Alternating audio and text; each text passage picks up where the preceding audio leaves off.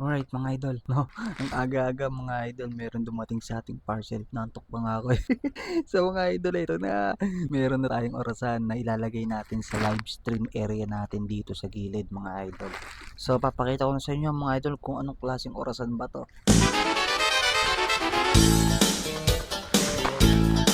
Right mga idol, parcel check, no? So naka-plastic na siya, may bubble wrap pa. Kaya thumbs up seller.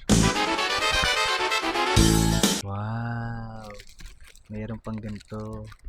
Cool. So ito ngayon mga idol yung orasan. Then digital clock to mga idol. Color green ang pinili ko mga idol. Meron siyang manual. Okay, walang free na battery. Buti na lang meron tayong mga extrang battery. Uy, gumana na oh. May tunog. Ayos ah. Okay. So, alarm niya yun. So, ito yung pinipindot to. Ang galing. Ayun oh, may ilaw. May ilaw din siya. Tapos, nandito sa likod yung mga adjustment niya. So, mga idol, kung kailangan nyo ng ganitong orasan, nasa yellow basket lang natin yan. Digital clock.